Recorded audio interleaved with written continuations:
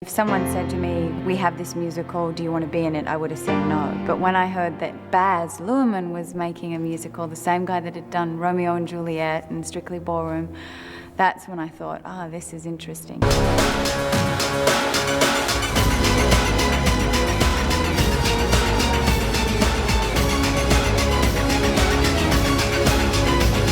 So much a part of the Australian film industry, so many of the actors in it are Australian, and he really still embraces where he came from, and that's why I was so excited to go back and do the film there and work with a lot of the crew that I'd worked with when I was 15.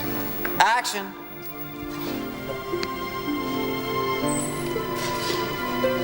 I play Satine. She sings and dances and is also a courtesan at the Moulin Rouge. A kiss on the hand may be quite continental, but diamonds are a girl's best friend. And I got to wear the most beautiful costumes designed by Catherine Martin and Angus. Yeah, I'd have to spend 3 hours in the hair and makeup chair, just having, things painted on my face and jewels put in my hair and things sewn. The corset itself was just a complete nightmare because corsets are great for, an 18th century or 19th century drama where you can sit around and drink tea. But doing high kicks in a full corset, forget it. And the other girls, the Can-Can girls that wore it too, we'd all have bruises, our nerves went numb because of the whalebone sticking into us. It's just not pleasant, but as Baz would say, hey, it looks great.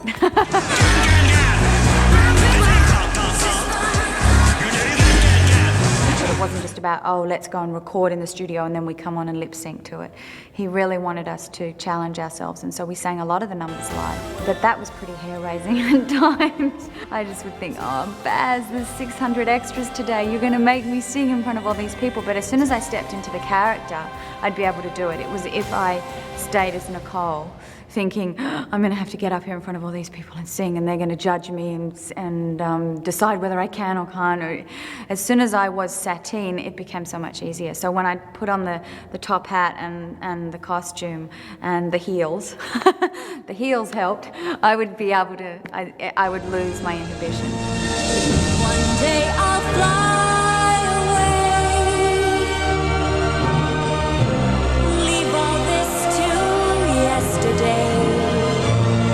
Simple and very traditional and very emotional, but I think just the way in which he presents it is spectacular. Just because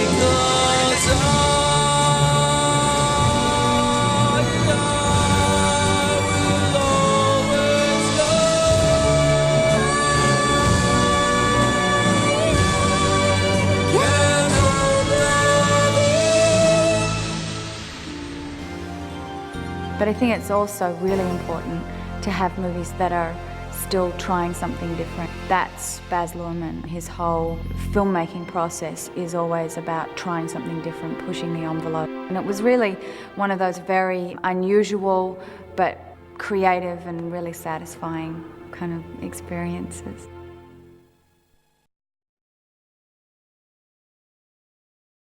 It's ultimately about love, the whole thing. It's about being in love, and it's about love itself.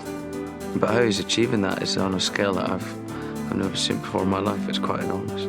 I heard somebody speak of Baz, and I think it's true of the whole project, that it's kind of walking on a high wire without a net. Baz is unstoppable genius, really, and a perfectionist in the most beautiful sense of the word, He's quite amazing to work for, and he pushes you and stretches you, and it's a good job we made it in Australia, because we've had the best support that you could ever hope for here. I think we hear music on a different emotional level than we hear dialogue. So to start singing actually really nails the drama and focuses it really.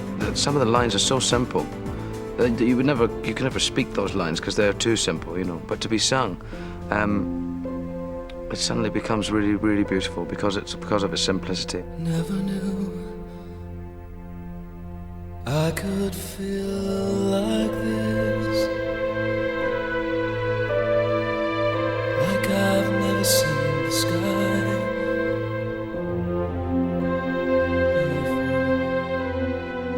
I wear a blue suit throughout the whole piece, really. I wear tails and a collar, and then I wear a blue suit, and that's kind of me. Quite comfortable, really, compared to some of the things other actors are wearing. Silly costume. costumes. It's quite amazing. We don't ever go outside. People ask when we're going to Paris, and we don't ever leave the studios. It's entirely shot indoors in the studios. I've never done that before. Catherine's kind of got such a great balance with the wardrobe and the sets. And it looks extraordinary. It's like a feast. It really is like a feast for the eyes, I think, you know. It's quite hard work because it's been quite a long shoot. And some of it's quite technically demanding. I mean, I've met some amazing actors in this job. I didn't know Richard Roxburgh before I started this, who plays the Duke. I think I've become his biggest fan. I've watched most of his work now. Yes! Yes! Yes! My gift is my song,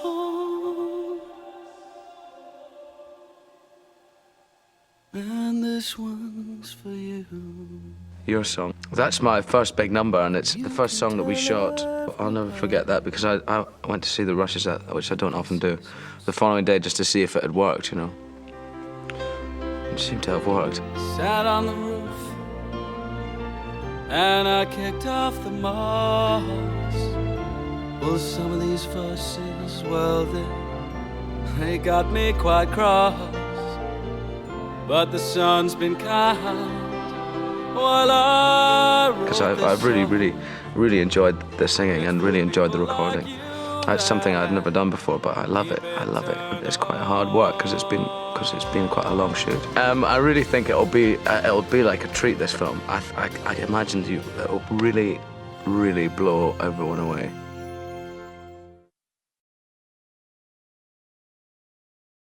Me and Baz were talking on the phone, and he said he had 2 parts that might be good for me, Toulouse or this unconscious Argentinian.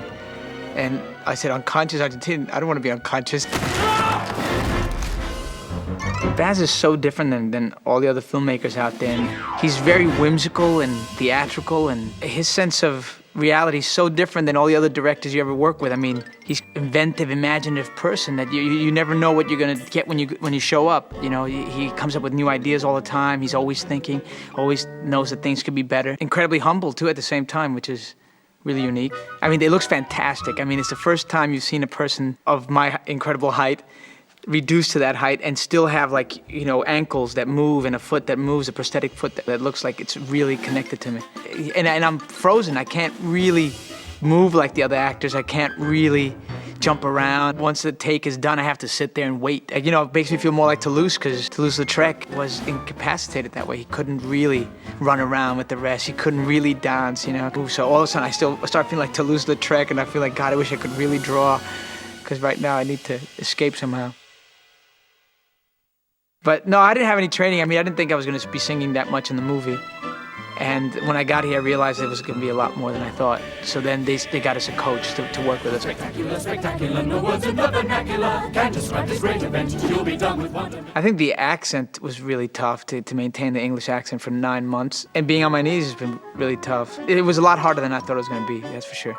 I guess the difference in working in a musical, I never worked in a musical my entire life, that feels really different than to doing regular movies is the bonding that does happen with the cast, and that you have to really work with each other and to help each other, because we all have to be in sync. No matter what you say. We all have to, you know, dance together, and what works for one person doesn't work for another, so you have to really collaborate. Such a different thing, it's a different process. You feel much more like a family than you do in other movies.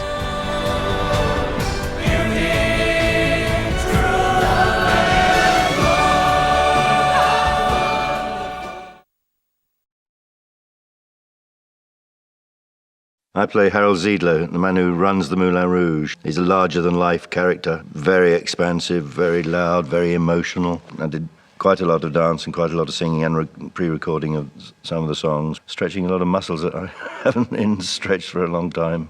And on top of your feet, you'll be involved artistically. And after every take, you get a mark on how good your lip sync was. And I try to keep it in the B's. To invest. Invest? Invest! Oh, yes, well, invest! Well, and this character is such a big character anyway. It's even when he's talking, he's almost singing or dancing. I mean, there's florid movement and loud voice, extreme gesture. Everything's going so well! A lot bigger than me. and he has a lot more hair. He's a fat man, so I have a fat suit covering the entire body. So, I mean, it's 2.5 hours every morning getting ready. But it's such a help, really. When you've got it all on, you think, oh, there's the character. Yes, I've got to go with him now.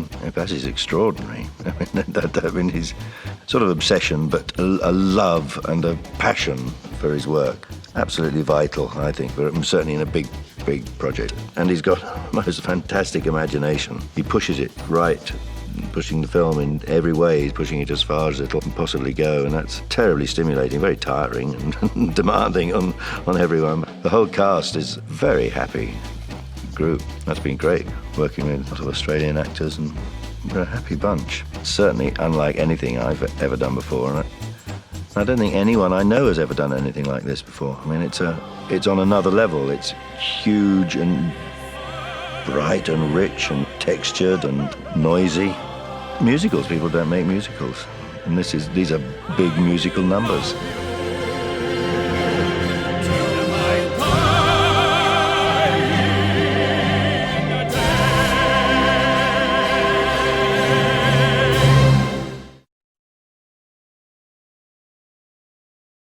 He may seem a kind of innocuous, bumbling, socially extremely inept man, but there's a kind of darkness that lies underneath him that's actually quite frightening when it's revealed. Silence! You made me believe that you loved me. In crude terms, he's the bad guy. I understand Napoleon used to sleep for about 3 hours a night. Baz's is the same. The work with him is about just positivity. It's just coming from a standpoint of we're here to enjoy it. Even when we're doing, incredibly long hours and really difficult stuff, the thing has to come from a position of joy in the work. Otherwise, it's not worthwhile doing. And that's really the way that I've always felt about this occupation. There has to be a kind of love in the work. And really, that's what he brings to it. He brings a complete energy of joy and love in what he's doing. And it's completely infectious. It goes through the entire cast and crew. Everybody feels it.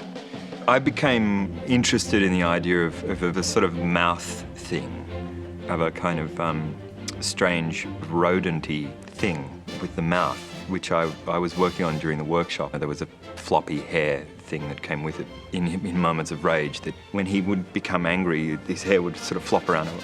I've possibly had the funniest professional time of my life working with Jim Broadbent. The week or so filming Like a Virgin was probably the funniest time of my life.